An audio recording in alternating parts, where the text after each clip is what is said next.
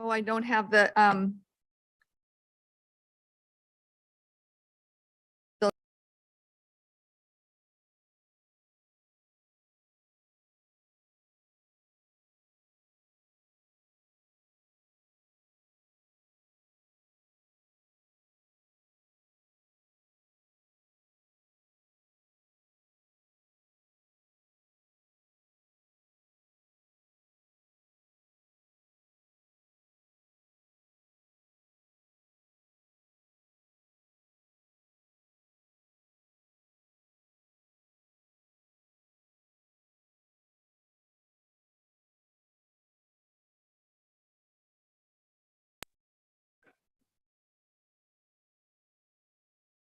okay, great.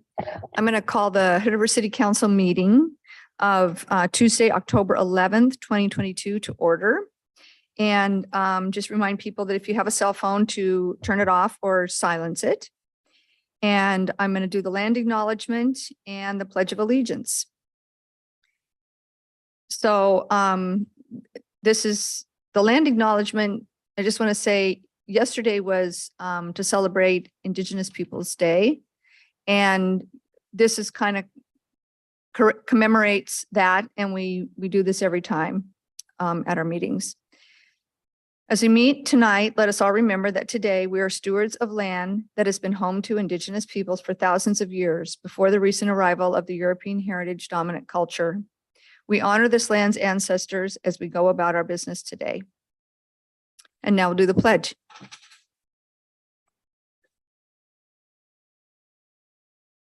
Pledge allegiance to the flag of the United States of America and to the republic for which it stands, one nation, under God, indivisible, with liberty and justice for all.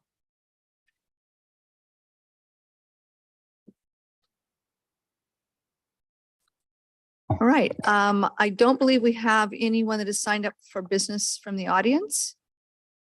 And no one online either. Okay, Jen is telling us that no one online either has signed up for that. So our first order of business, we have a presentation on inflow and infiltration study.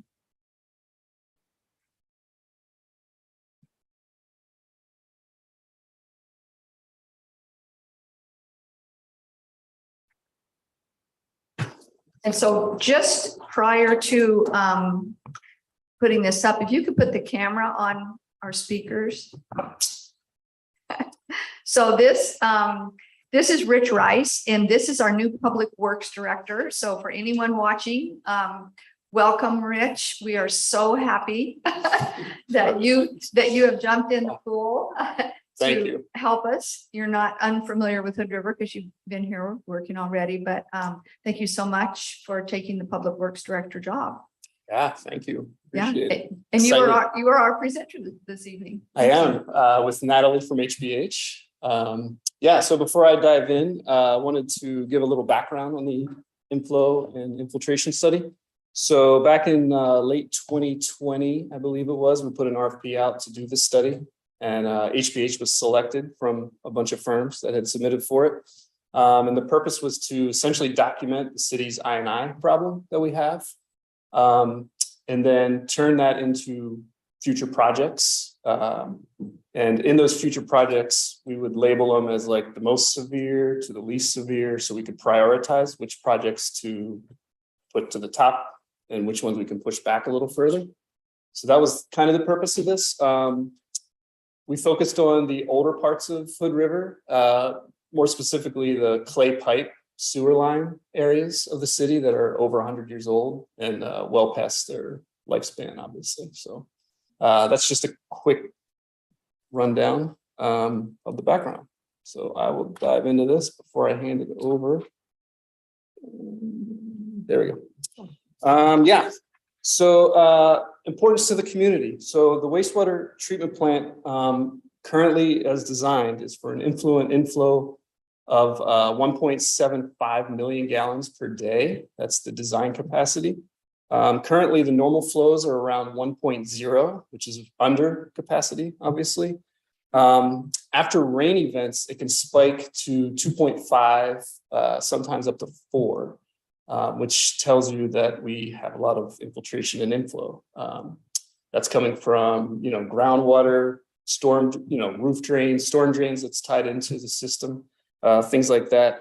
And so by reducing the I&I, we can reduce the stress on our treatment plant and essentially postpone an expansion of the treatment plant.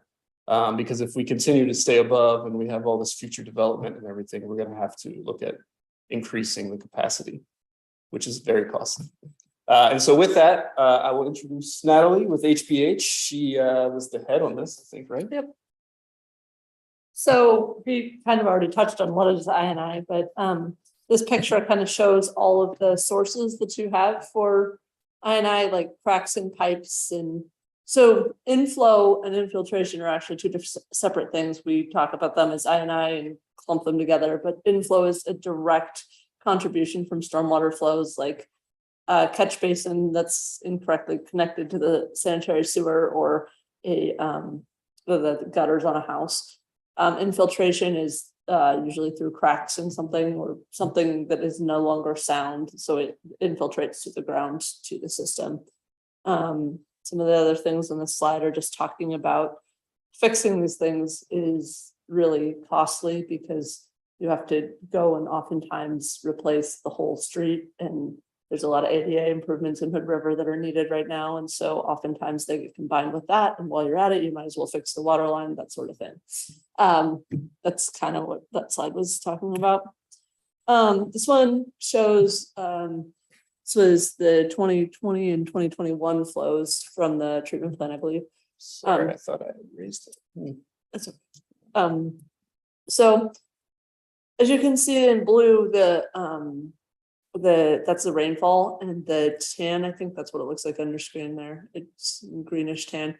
That is the flows to the treatment plant. Through the summer, it doesn't change that much when there's a rain event because the soil isn't saturated, so it just goes into the soil, whatever. But in the wintertime, when the soil is already saturated, you can see those big peaks in flow coming into the treatment plant from the rainstorm events almost immediately. The study area, like Rich already said, was this part of town. The green pipes in particular are the ones that we looked at. These are the clay pipes, and clay pipes, especially older clay pipes, tend to be broken or have the ability to break in the near future. So that's why we looked at that in particular. We did 3 data collection methods. I'll go into them one by one, but it was nighttime monitoring, smoke testing, and CCTV. So nighttime monitoring, we came out here between the hours of 1 a.m. and 5 a.m. That's thought to be mostly I&I. It was after a very large rainstorm about a year ago, actually, because the things take time to go through and the editing and stuff. So during that time, it's thought that there isn't much commercial or residential usage going into the system. So it's probably from rainfall or infiltration. And in some places there's industrial usage, but this area does not have much industrial usage, so it's probably not that. Smoke testing, we came out in the summertime for this one. This is when everything is dry, so the smoke will go through. We put a big blower on the manhole and either smoke candles, which generate a lot of smoke, or liquid smoke. And this giant fan blows the smoke around the area, and it's supposed to come out of manholes and things like that. When it comes out of the ground, that means you have a leak. When it comes out of a stormwater catch basin, then it's cross-connected, that sort of thing. So you're looking for places where it shouldn't be coming out, that it's coming out. So We did get a few calls of houses smoked. So. yeah, that was not ideal. And that means they have some plumbing issues. So some lack of P-traps and things like that. So unfortunately, that means sewer gases are in their houses. Okay. Sorry, wastewater engineering is kind of gross sometimes. Good for them to find out about their inadequate plumbing, though. That was a good thing. Yeah, if they were home. Yeah. Yeah.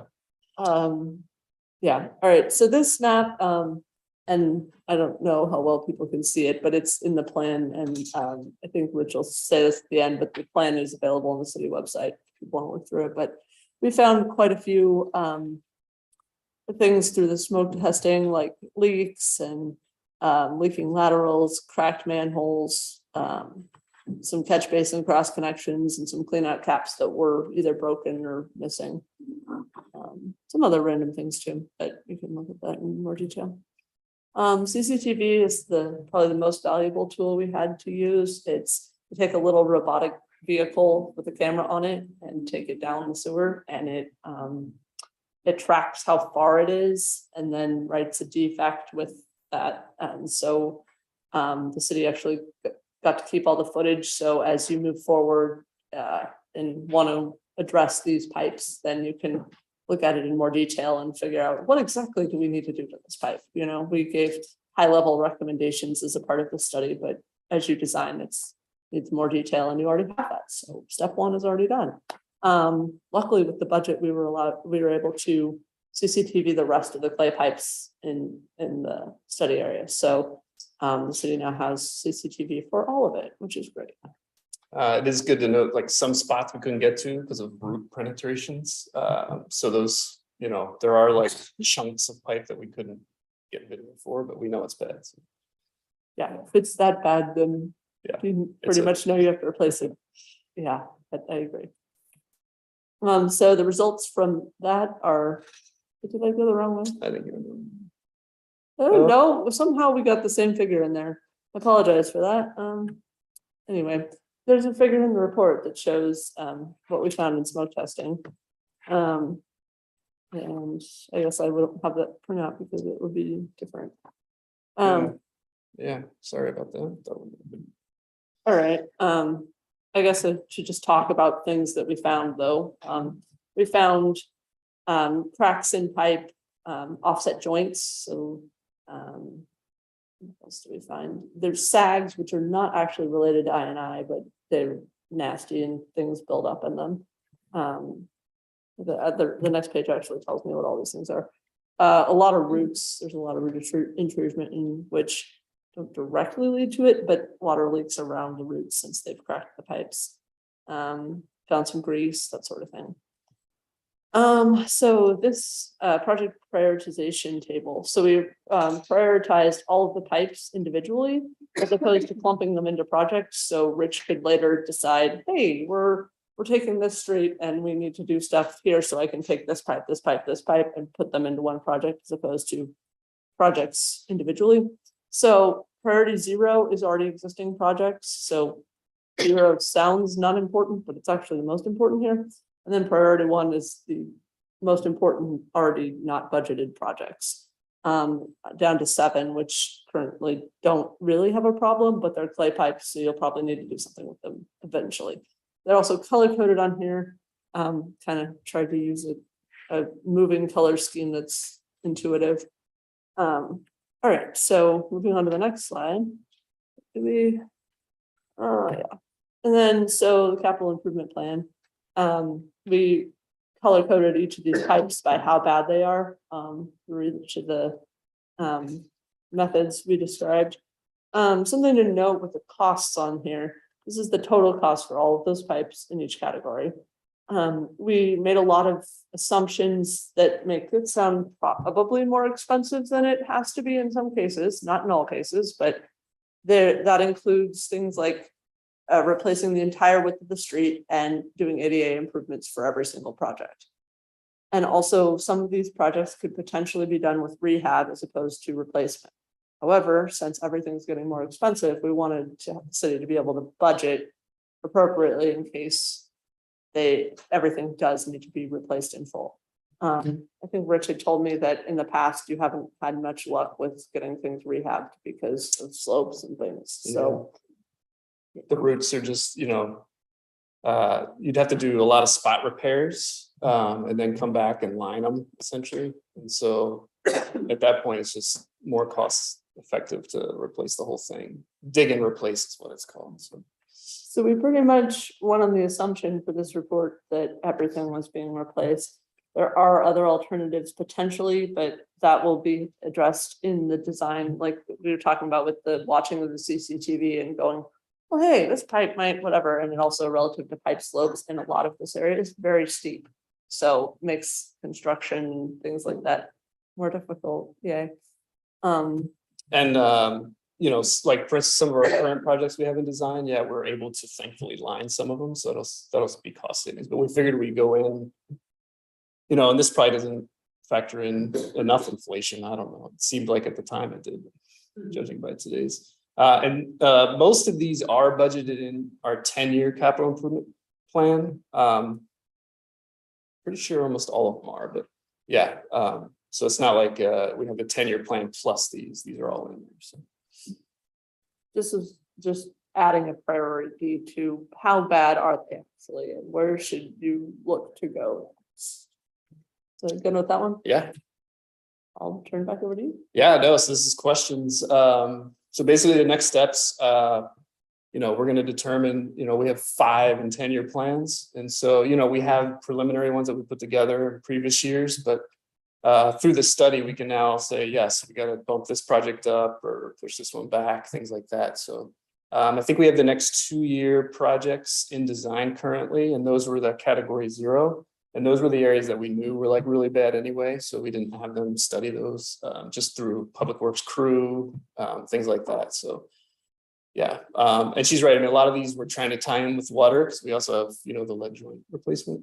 So ideally, we would do both at the same time while we're in there, and then do full street and ADA, the whole shebang. But of course, that drives costs up, so. Yeah. And like she said, the I&I studies on the website, it's under Public Works, and then sewer storm system. Yeah. That's it. Any questions? I have one question, I'll see if others. When you take into consideration, you know, this is a 1 or 2 or 3 priority, then will you add that to water that might need to be replaced, lead pipes? I mean, will those all be taken into consideration for the order of how you might do it? Yeah, absolutely. And so that's kind of how we started with these initial projects that we've been doing this year and the next coming ones is there's also a lead joint factor. So they kind of got bumped up a little so we could do both. So yeah, it'll definitely be. And honestly, luckily, not luckily, but unluckily, most of these areas also have lead joint water lines. So it kind of works out anyway. So Yeah, everything's old. yeah, Same area. everything's old, right.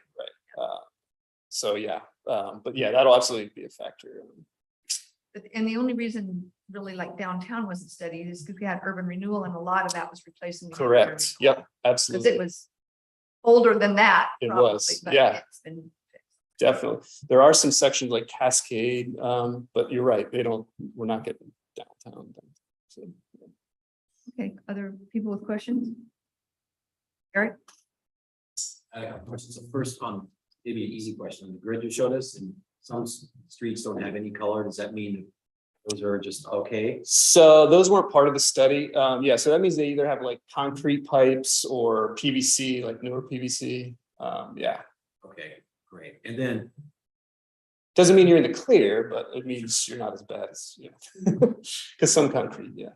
so then my next question would be if the analysis is indicating that there are these root infiltration points or cracks in the pipes that's letting water in, it leads the mind to wonder whether those same cracks are letting stuff we wouldn't want out. And I just wondered if there's do you have any information on that front?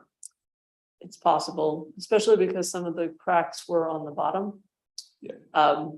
Yeah, Water flows down. So that's what I was gonna say. So, you know, it depends on where the cracks are. If they're on the bottom, then yes, you know, like this Cascade project that we just did, there was a section that didn't have a bottom. So I don't know how it's flowing, but it was, yeah. So thankfully, there's not a lot of sections like missing bottoms from the TV results. But, you know, if the crack's like on the side or on the top of the pipe, then, you know, I can't imagine flows getting out of that because it's kind of at the bottom of the pipe. I mean, stuff's definitely getting in, but yeah. But with that, if you happen to see that in your crew, that would inform the priority, I assume. Oh, yeah, absolutely. Yeah. because Definitely. those are, we called those breaks when that was the case, and breaks were in our priority matrix were pretty high in there. Yeah, we had them as pretty much those are priority one projects, pretty much, so. And then, Mayor, if you'll allow this question, I've seen the email, but Rich, I'd never mentioned, I wondered if, Sure. and we've seen what we saw already, but I just wondered, it's such an important role and welcome to the team, if you wouldn't mind just giving us kind of a 30-second, Put me on the spot. yeah, if man. you don't mind. No, that's okay. Yeah, thank you. Yeah, so I had been project manager for 2.5 years, managing the capital improvement plan as well as other projects and things like that. Moved to Hood River 6.5 years ago. Love the city and was presented an opportunity to apply for this, and why not? I mean, I want to help the city continue to be great, and I know our crews and how great they are and get along with everyone. So yeah, just figured why not? I'll go for it. Thank you. Is that good? I don't know. Yes. Any questions here? I have a question. How old are these pipes that we're replacing? Over 100 years old, I'd say. Yeah, maybe 120. I don't know if Wade's on or not, but they're pretty close to being original pipes. Isn't that amazing? It is. It is. For a clay pipe. It is. I know, and it's the terracotta. I don't know if you've ever tried to, and it just crumbles. It's yeah. At the time, though, it was the technology, right? So, Yeah, on a personal level, I'm just, for one, I would like to acknowledge whoever put them in 120 years ago. They're doing such a good job of having Yeah. them last 100. So they're gonna be replaced with PVC then? yeah, it's PVC. Yep. What's the life of that? So, I Want want me to answer? 60 years. I've heard different things. I think in reality, it hasn't been around long enough for them to know finally, but I've heard anything between 50 and 100. And there's the potential that it could be even longer, but no one really knows. It hasn't been around that long, so that's what I've heard. Let me know if Yeah, you've heard no, anything that's different. yeah, it's hard to answer because that's yeah. So you're right. Maybe in 60 years we'll go like PVC. Isn't clay amazing? I know. Right. Look how long that lasted. I was Right? gonna say, maybe we should go with terracotta. Be revolutionary. Megan? Um, Sorry, go ahead. That's okay. So I live on May Street, upstream from Prospect Street. Yeah. That's being redone right now. Yeah. And I know that it's taken a long time. And I assume that it's because of a reason, or is there any way to predict that before you get in there, or is it something once you start digging it up? Just like, Unfortunately, it's when you start digging. On that job, we uncovered a couple water lines that we had no records of, weren't located, that were live, and we couldn't figure out how to shut off. We had to go down Second Street, which was a little unexpected, and we found like 6 utilities that we couldn't figure out where they went to. So yeah, it's unfortunate. Like on Cascade Avenue, for instance, that project. When we were down, we hit a concrete road that we had no clue where it was. We had no record of it. So yeah, it's just unfortunate when you start digging, you discover some weird things. Yeah. And it just delays it because you got to design around it and figure out what's going on. Yeah. would the TV footage help with that at all? or no? It's only inside the pipe, Yeah, it's only inside the pipe, unfortunately. unless there's a Well- water line going through it, which didn't happen here, but I've seen that in other places. Oh wow. Thankfully, that didn't happen here. Well, just to follow up briefly, maybe we owe those people a pizza or something. Some such thing, because they've been enduring that. for quite some Yeah, and I get it. I understand. It's time. Yeah, been- totally. yeah. Um, Thank you. Welcome. yeah, thanks. Oh, yeah, so grading started this week. So the hope is weekend November 7th they'll be paving. It's a little late in this paving season, so we're hoping for good weather, and if we can bump it up, we will. But yeah, I think the grading will go fast. So thankfully we're at the home stretch. It looked like they used to do the process. Yeah, they did the last couple days. Yeah. So I think Megan had a question, and I see that Gladys has her hand up too. So Megan, go ahead, and then Gladys. And I know you guys are gonna do a bunch of prioritization and planning after this, but I guess big picture takeaway. We had the general thing of we've got 10 years to replace pretty much all the clay pipe. We've got, I think, 5 years for the leaded. water stuff, was there anything from this study that was like, had to be added to the list or changed the general game plan, or like, was a big discovery that we didn't know about, or? There were some areas that we thought were worse off than they were. Just because our, crew had to go down and clean them a bunch. That we thought were going to show up as higher priority on this that didn't. So it helped in that regard. There were some sections that we thought were better that were worse, like the Columbia area and things like that. So yeah, it definitely helped in that regards. The 10-year, I think that it's a lead joint by 2031 is really the driver on a lot of it. And the clay pipe, again, it's part of the I&I and the fines that we've been from the EQ. But there wasn't something new suddenly added to a list. No, we kind of knew these were the, Okay, yeah, you know what, from my own. thankfully. It's a fine. Yeah, I mean, Wade had been, on this way before I started too. And so, yeah, they're kind of well known, especially in the public works crews. Yeah. So no real anything new. Yeah. Great, thank you. Gladys? Yeah, thank you, everyone. Welcome, Rich. We are excited to have you here with us today.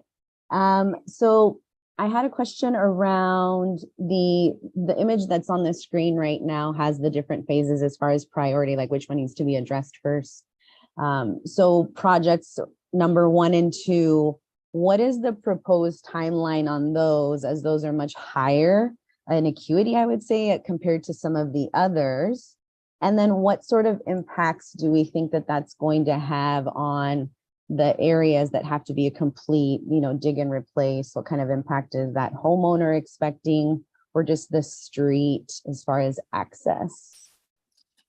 Yeah, so I'd say, so we have 5 projects in design currently for the next 2 years, and they're, priority 0. I think some of them are 1 and 2. So I'd say like the top, 1 and 2 priorities are probably within the next 5 to 8 years, to be honest. Just because we have a lot of things to budget for. We have an elevated sewer line that we got to replace that's gonna take a lot of budgeting. Yeah. So we'll have to see how that goes. I think, yeah, they're probably I'd love to say they're in the 2 to 3 year range, but I just don't know if that's realistic with everything. So yeah, I'd put them in the 5 to 8 year range. And yeah, as far as so you're saying expectations like with homeowners. So yeah, like are we sending them a letter to let them know, hey, this is going to be replaced, here's what you can expect as far as residential water, maybe parking, or just commuting through some of these streets that need to be dig and replace? Yeah, and so that's something we need to definitely improve upon, and hopefully with our next public engagement person, that would be part of it. Yeah, we had talked about before Nubia had left about not doing a block party, but some kind of something to the community, just to inform them. That way they can walk up. If they have any questions, they can talk to the, project manager, the contractor, things like that. So yeah, we definitely spoke about that. That's something we definitely need to step up for sure. Sometimes you get lost in the project and that piece of it isn't a thought, unfortunately. But yeah, that would be the plan for sure. And the contractors, to their credit, have been awesome. They've been trying to come out before the project and knocking on doors and things like that. But yeah, I mean, it's not enough. You're right. We tried putting it out on social media and things like that. I just don't know how many people that gets to, Yeah. So well, yeah. I appreciate that you're all thinking about it and thinking about our constituents who they will have an impact in order to replace these pipes that need replacing. So I appreciate you all thinking of our community members. Sure. Yeah, Jessica's got a question. Yeah, so looking at this map long enough, I was thinking when we actually go and replace something, we probably, if I look at Cascade, for example, there's one with like a 3 in between. We're not going to just replace like one block. We're probably just going to do like all of Cascade. Well, or sorry. like, because some of these are just like little blocks of like extra bad, but we wouldn't just go do one block, would we? No, we would combine them. Cascade is a long stretch. And so that Cascade, for instance, is one of the next wave of projects that we're trying to figure out. we had priced up the full length. It was like 6th to 15th Street, and it was not in budget. So we had to pare it down. But yeah, so the goal would be like 3-4 blocks on that, maybe like 6th to 10th, for instance, and then break the other half up. But yeah, no, we definitely try to do more than just one block at a time for sure. Yeah. It's a good question. My only other question is a personal question, but it's relevant to this in that every year we have an area on a rental that they replace the PVC from the house to within 12 feet of dumping into the main sewer. So the main sewer is good. Well, it's on this list, so it's gonna need some work. It's not, it's like number 3 or 2 or 3, I think. And then there's PVC coming out of that. Then there's clay pipe for 12 feet. Then there's PVC again. And so every single year, tree roots get in it. And to the tune of $500 or $600, we have to get that reamed out or whatever they do. Yeah, the root abatement. Yeah. And so I'm just thinking maybe there's, there could be 20 other houses or 10 other houses that do the same thing every single year. They're dealing with this issue.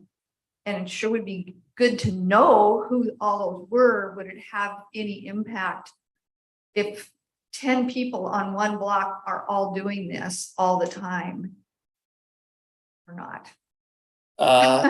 It would be, I mean, I'd say most private laterals probably are made of the terracotta, especially for the older houses. And we've been replacing, 1905. yeah, so yeah, and it sounds like they did some Band-Aids because you got PVC. Yeah, I did Band-Aids. Yeah. So that's kind of difficult. So like these projects, we've been taking them, private laterals to the edge of right-of-way lines. Normally, we own the main and then everyone replaces it to the main. But yeah, for these projects, we've been taking them to like back a sidewalk essentially, just to give them some kind of PVC to connect onto. That way, if they ever do decide to upgrade, they don't have to rip up the street and things like that. So Yeah, this is into the street. yeah, so the only thing I say, it's hard to tell who's, clay and who's not at this point. These projects are nice because the homeowners can see, if they see that there's this clay, they can maybe time it. I just thought, if there was a call out to people saying, you have to get this done every year, please let us know if you do. Yeah. We can, not that we're gonna fix it next year, I'm not saying that. If they're all calling the same company as yours. Maybe there's 2 or 3 companies that do it. When They once probably are. we have to get it done today, we call somebody else. Yeah. Great, thank you. Thank you. Can I ask Yeah. one more question? Okay. Just in terms of how we pay for this, because it's tied to the sewer system, we tap it all through kind of a ratepayer backup plan, or is this all our city capital improvement budget? It's all our city capital improvement budget. Yeah. Hopefully Haley's on, she could speak to that a little more, but yeah, it's all under the capital improvement, yeah. All right, thank you so much, appreciate it. Yeah, Thank you. thank you. All right, that was our presentation this evening. So then we have a public hearing on a name change of a road from it's to North Rand Road. Says from. Okay, that's where it goes. The name of the street now is Wasco Street. But the new name, if we change it, will be North Rand Road. Other way around. Mayor, I believe it's currently North Rand Road on the map, but I think the street signs currently show Wasco. And so we're looking Okay, to it's change the street sign. name It's to the Wasco. street sign issue then more than anything else. Yeah, so we're looking to officially change the name of that little jog to Wasco to actually align with what I think the street sign already says. Okay. Is that correct, Rich? That's correct. Yeah, Oh, Rich Wade, yeah. Okay. Are you doing this one, Rich, or is Wade? I didn't know if Wade was gonna do it. Oh, I can try, but I've having a little issues with coughing when I talk. I'm getting over a pretty bad cold. oh. All right, so I guess officially, I need to open, I don't have an exact script for this because this is kind of an unusual one, But I'm going to open the hearing regarding a name change for North Rand Road, From North Rand Road from to North Rand Wasco. Road to Wasco. Right, and I think it's important to note there are no properties that have this as their address. That's correct. Okay. All right. And so do you want to tell us anything else about it, Wade, that we need to know? I think pretty much everything's in the letter. Today it's signed as Wasco Street. I believe everybody refers to it as Wasco Street. With the traffic signal installation, ODOT has found records of it still existing as North Rand. And so they're obligated to sign it as North Rand unless we officially change the name to Wasco, which is what I believe everybody refers to it as anyway. So Okay. I think it's kind of a formality. Okay. All right. Thank you. Just want to allow anyone to give us any testimony regarding it, if they have anything they'd like to say. We have Rich Rice in the audience for people that aren't sitting here. So, and no one has signed up to give any testimony, correct, Jen? Okay. All right. So I don't think we have any testimony. So we'll go ahead and close the hearing and deliberate. That's what, that's it. It's kind of an odd one. I'll say it seems really reasonable. Let's do it. Okay. Does anyone object to making this name change? Okay, Gladys is also shaking her head. Yeah, no, Okay. no objections on my end. Okay, all right. Oh, that's the wrong thing. Then I'm gonna move, we change the name of the section of roadway north of the Cascade and Rand intersection and south of Wasco Street from North Rand Road to Wasco Street. I second. Second. Okay, I have Megan has made a motion and Tim has made a second to change the section of roadway north of Cascade and Rand intersection and south of Wasco Street from North Rand Road to Wasco Street. Any more discussion? All those in favor? I, Aye. Any abstentions? Any nays? Chair votes aye. All right. Thanks, Wade. Yes, thank you. Nothing on the work session. I'll open the work session, but any additions? Okay. So nothing on the work session, so I'm going to adjourn the work session, open the regular council meeting. Any agenda additions or corrections? None, okay. And we don't have anything on consent agenda. Correct?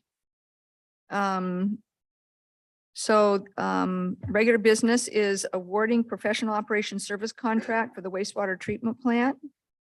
And you're gonna do this one, Rich? All right.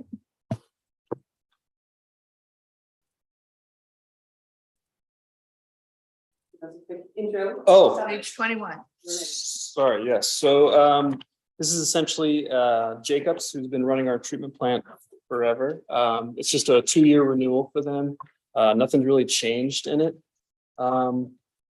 Yeah, that's basically the rundown. There are going to be some potential changes or additions to this. There's an IPP program that DEQ is essentially asking us to do, which would essentially affect the industries in the area to pay their proportionate share of everything going in. And then there's a potential 1200Z stormwater permit that requires any kind of rain event. We would have to report it to DEQ just to make sure that that's not infiltrating and things like that. So that would almost require, well, I mean, Jacobs is saying it's going to require a full person on staff. I mean, we'll see. We're still waiting to hear back exactly what they want us to report on. Because really, you know, they're not going to be reporting most of the summer because it doesn't really rain. So, so that's still going to be up in the air. We should find out on IPP relatively soon, I think. And the same with that. We should know hopefully by early next year on those. But yeah, everything else with the Jacobs contract is pretty much the same as it was. It's just a 2-year contract. So these new things are new state regulations that would be requiring additional work by them, and we'd have to have an addendum to the Correct. contract if the state's going to require it. Correct. Yep. Okay. Megan? Minus the contract amendments, is the current price basically in line with the, with inflation, the cost we've been paying, or has that changed significantly in any way? It has increased. It's hard to say because we don't have other quotes, so it's kind of tough to tell on that. Our team Windsor, who's been managing it, Mark Janik was also involved in these, more than myself. And they felt it was fair. They said it was in line with what they would expect. So yeah, it seems like it's, in line. Again, it's tough to tell because Yeah, I know there's an RFP coming, so thank you. yeah, sure. I would also add, if I may, Yeah. that Will Norris was also part of the negotiating team and worked on probably 90% of this, and he was comfortable with the numbers of the inflation index here. Thank you. Sorry, I didn't have a great answer. Anyone additional questions? Oh, go ahead, Tim. What does IPP stand? Industrial pretreatment program. Yes, that's correct. Industrial pretreatment. This is our water lady here. What's that? So that's essentially all of we have industries that we consider that contribute to the high flows done at the treatment plant. So essentially it's their proportionate share, right? So. Thank you. Yeah. Thank you. All right. Any other questions? All right, there's a motion on page 22. I move that we authorize the city manager to sign $1,296,366 professional services contract for fiscal year 2022-23 with OMI Inc. for work as the wastewater treatment plant operating and maintenance engineers.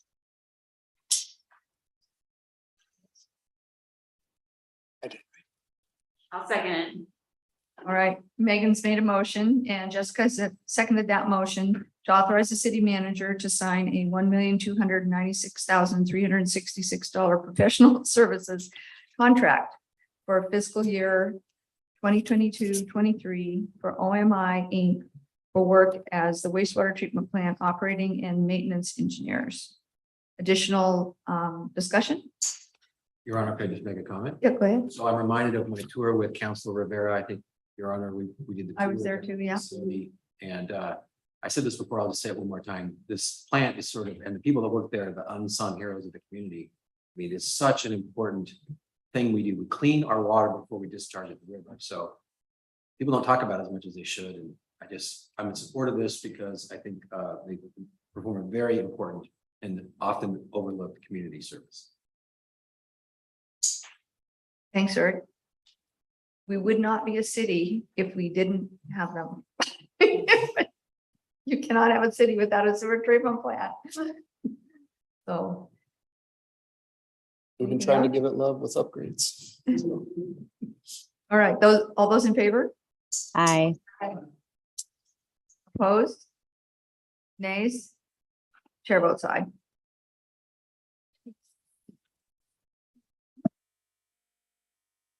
What else? City recorder. Your Honor, I'd like to entertain a motion for a second and final reading of ordinance 2069 by title only. So moved. I'll second that. I have a motion by Megan and a second by Jessica for the reading of ordinance 2069. Roll call. Counselor Meta, Aye. Counselor Rivera, Aye. Counselor Haney, I, Counselor Saunders, Yes. Counselor Coonihan. Aye.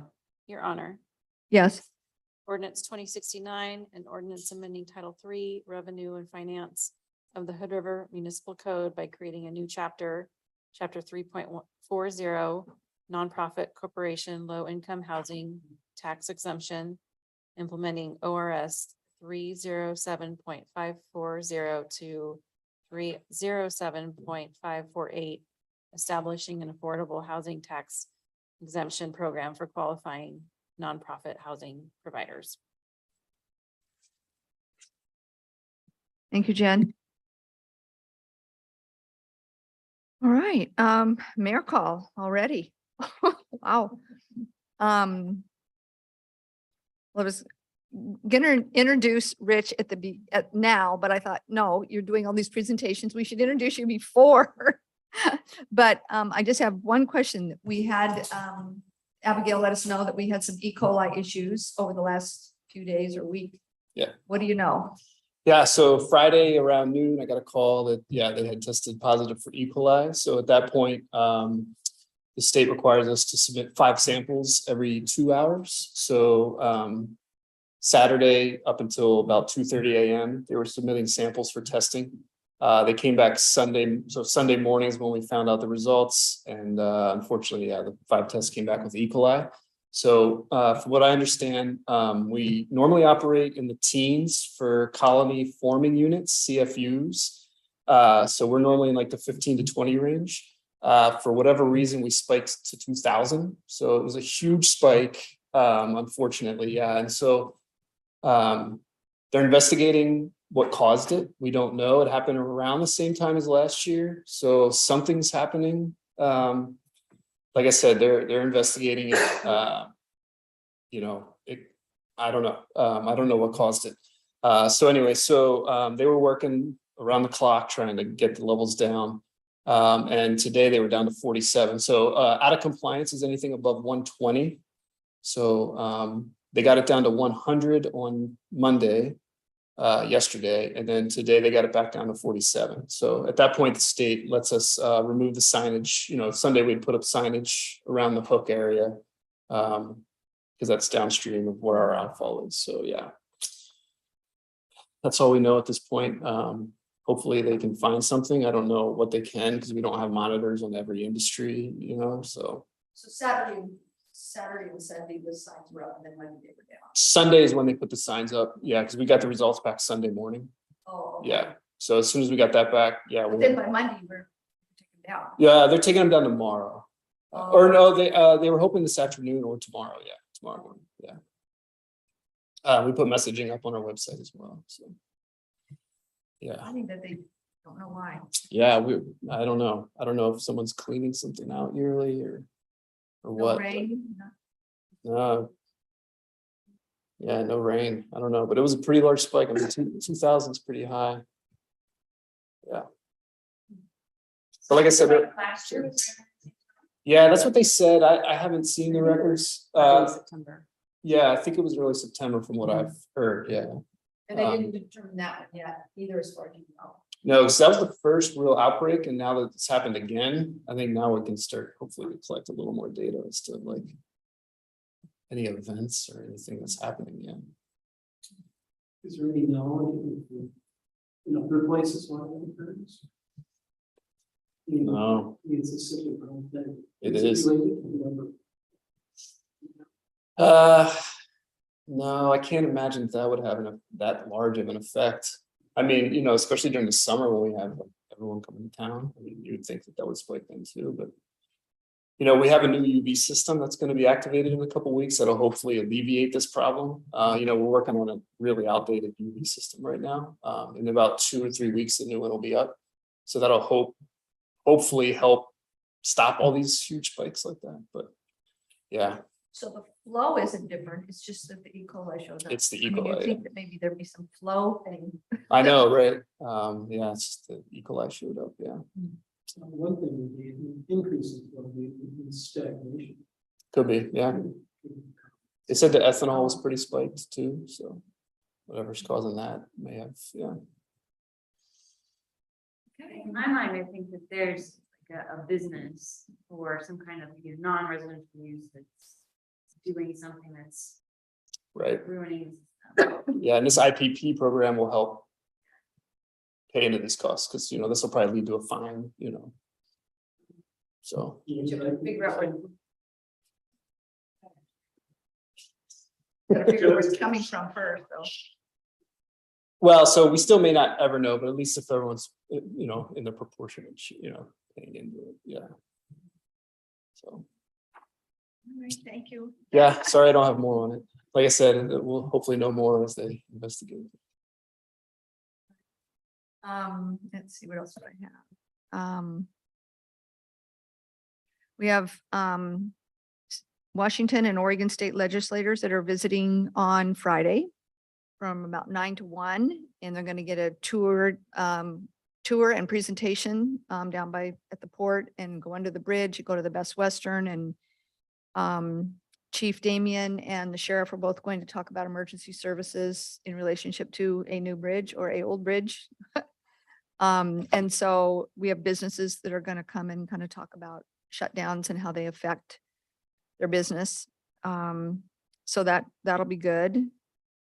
Went to League of Oregon Cities meeting, and you went to that too, Gladys, didn't you?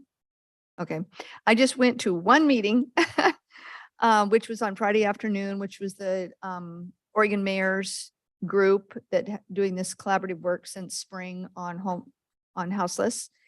And after six meetings, I believe we've had, and I don't know, there was a lot, it's been a lot of meetings. We've had a lot of Zoom meetings. We've had one other in-person meeting. We came to consensus on what we would want to ask the legislature for.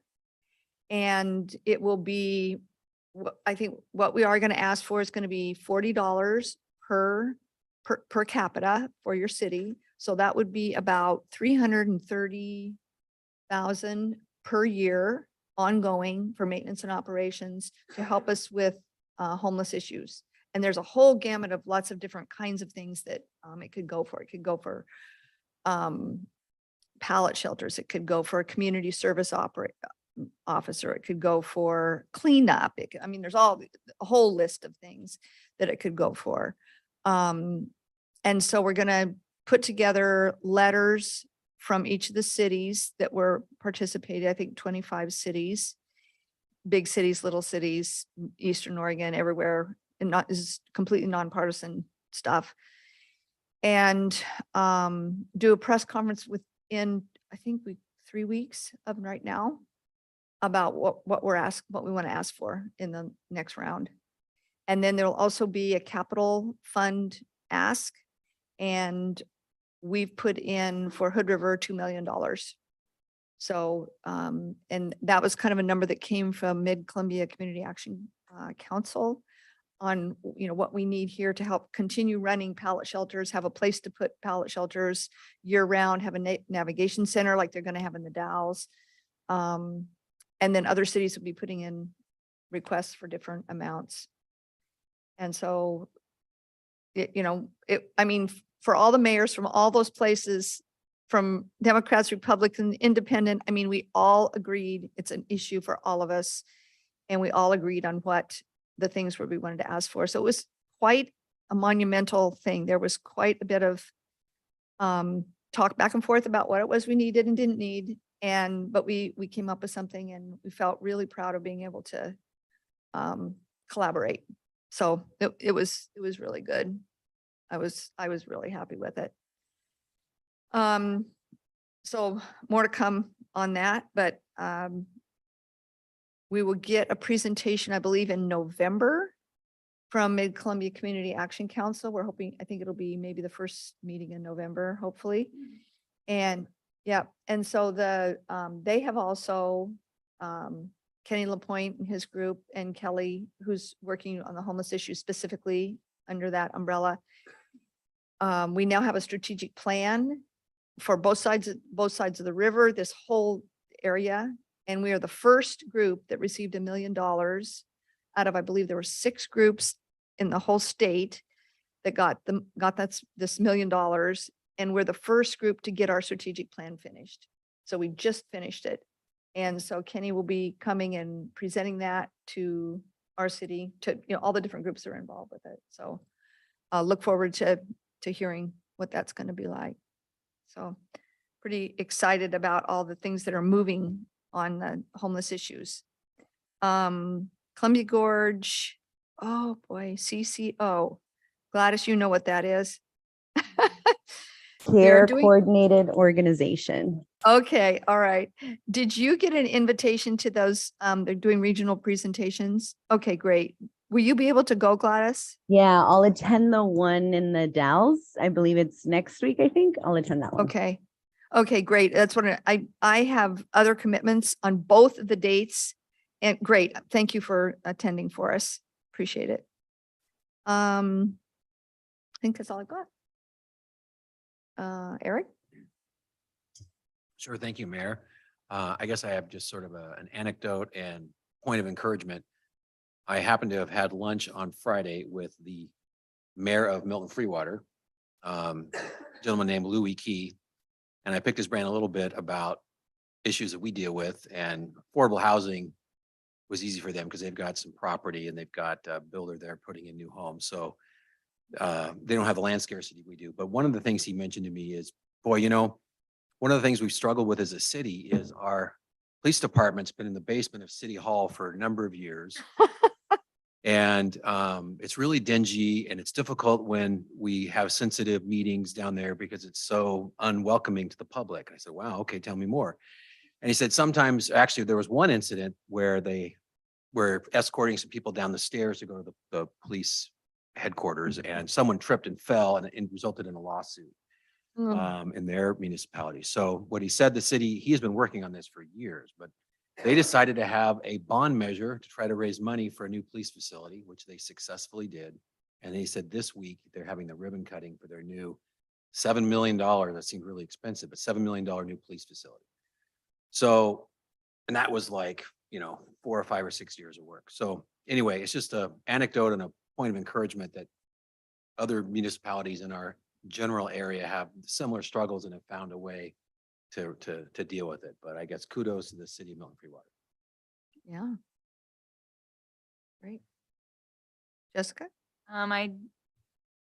I participated in the planning commission application interviews on Friday with Dustin and Abigail. And so I'm guessing it'll be at the next city council meeting. So we had 3 applicants for the 3 seats, but we fulfilled the process.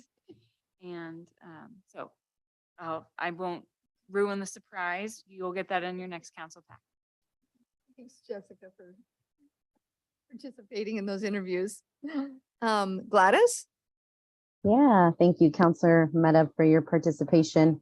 So I attended the League of Oregon Cities Conference. This was my first official city councilor conference. So that was nice to connect with other people, especially other elected officials that are people of color. So that was really exciting to network. I feel like I learned a lot, but I think the most proudest moment was watching a panel that Kenny was actually participating in and really talking about the efforts that we have led here in the state. I think Hood River is leading efforts in affordable housing. So it's exciting to see that we're also thinking about equity for our houselessness population. As the mayor just mentioned, this is something that is in our faces and we all have to do something about it. So I appreciate that there's statewide efforts to really figure out what are solutions so that we have housing for all members of our community. So that was fun to get to go out and see.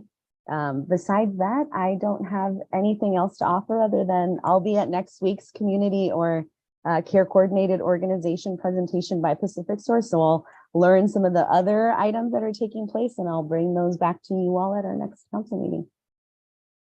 Thanks, Gladys. Megan? I haven't done much, but I did just want to flag the Oregonian had an article comparing median house prices in all the counties in Oregon. And Hood River was by far the worst at $960,000 median home price, which was at least 300,000 higher than any other median home price in any other county. So while I'm glad we're doing all this work and I think we've made a lot of progress, I do want to just galvanize us of like the problem is so bad. We have so much more work to do. So to myself as included, keep up the good work. Thanks, Megan. Tim? Nothing really from me, Mayor, but I did want to acknowledge and thank you for all your hard work on the houseless issue. It's such an important topic. And yeah, thank you. Thank you. I've been working on affordable housing 15 years probably, at least. And, when they asked me and the opportunity came up, I just was passionate about it and I knew I would, put my 2 cents in. When asked, I would say, no, I don't think that's good. And the reason why, or yes, I think that's a great idea, or come up with another idea.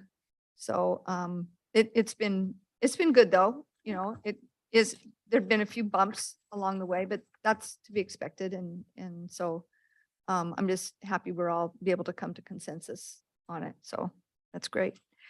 All right, you guys, we have an executive session. So this is regarding Oregon Revised Statute 192.660 1D to conduct deliberations with persons designated by the governing body to carry on labor negotiations. Representatives of the news media and designated staff are allowed to attend the executive session. All other members of the audience are asked to leave the room and we will end the public broadcast. Representatives of the news media are specifically directed not to report on any of the deliberations during the executive session except to state the general subject of the session as previously announced. No decision may be made nor final action taken in executive session. The executive session is anticipated to last, how long do you think? I'm gonna guess about 30 minutes. 30 minutes, okay? At the end of the executive session, the city council will reconvene the regular city council meeting and announce if there was a decision made during executive session. All right.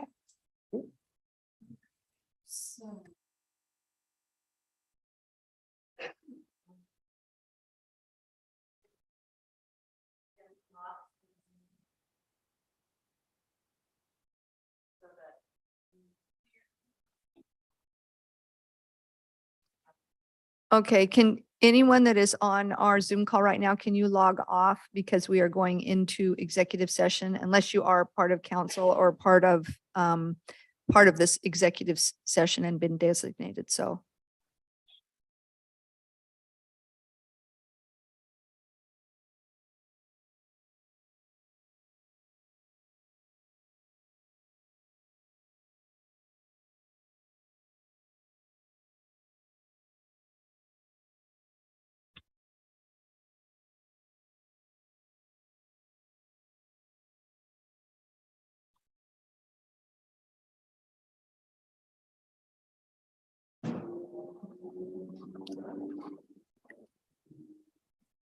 So I believe just for our education, I believe what happens now is if anyone is watching, we're still streaming on YouTube. Is that still true? Well, Um, I'm gonna have to shut that. Oh, okay. down, But when we come back on Zoom, it'll be recorded. Okay, and we can post that back. So we still need to wait till you log off of that right now? Yeah. Okay. Want to make sure I do it right.